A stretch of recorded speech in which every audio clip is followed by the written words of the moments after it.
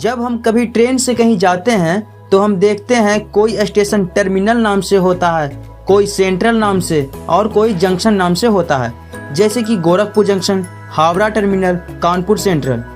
क्या कभी आपने जानने की कोशिश की है कि इन सभी में क्या अंतर होता है, क्यों इन तीनों का नाम अलग अलग रखा है? अगर आप इनके अंतर को नहीं जानते हैं तो चलिए जानते हैं जंक्शन, टर्मिनल और सेंट्रल स्टेशन में क्या अंतर होता है।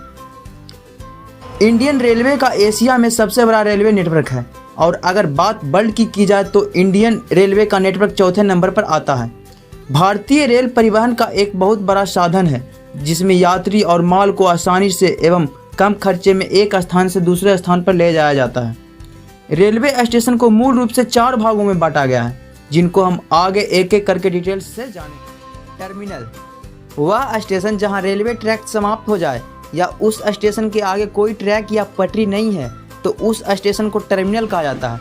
इस स्टेशन के बाद में ट्रेन को उसी दिशा में रिटर्न जाना पड़ता है जिस दिशा से वह आई है, जैसे Chhatrapati Shivaji terminal, Lokmanya Tilak terminal, Howrah terminal, Bandra terminal. Junction वह स्टेशन जहां 2 या 2 से अधिक रेल लाइन होते हैं उसे जंक्शन कहा जाता है। मतलब इस स्टेशन पर एक ट्रेन को जाने के लिए कम से कम 3 लाइन होते हैं, यानी ट्रेन एक साथ 2 रास्तों से आ भी सकती है और जा भी सकती है, जैसे Patna junction, Delhi junction, Bikaner junction, Bihar Sharif junction, Mathura junction. सबसे ज़्यादा ट्रैक वाला जंक्शन मथुरा है जो कि उत्तर प्रदेश राज्य में आता है।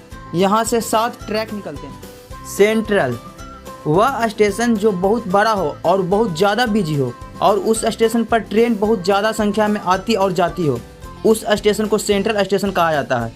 इस स्टेशन को उस सिटी का सबसे इम्पोर्टेंट स्टेशन माना जाता है। ये स्टेशन बहुत ज़्यादा पुराने हो सकते हैं। यह आवश्यक नहीं है कि उस शहर में सेंट्रल स्टेशन होने के लिए एक से ज़्यादा स्टेशन हो। हमारे देश की राजधानी दिल्ली में भी कोई सेंट्रल स्टेशन नहीं है। भारत में कुल 5 सेंट्रल स्टेशन हैं: Chennai central, Mumbai central, Kanpur central, Mangalore central, Trivandrum central. Station वह स्टेशन जहां ट्रेन आती है और पैसेंजर और सामानों के लिए कुछ देर के लिए रुकती है और फिर अगले स्टेशन के लिए रवाना हो जाती है, उस जगह को स्टेशन कहा जाता है। भारत में लगभग 8500 रेलवे स्टेशन हैं। आई होप कि अब आपको जंक्शन, टर्मिनल और सेंट्रल स्टेशन के बारे में अच्छे से जानकारी हो गई होगी। Then thanks and stay happy.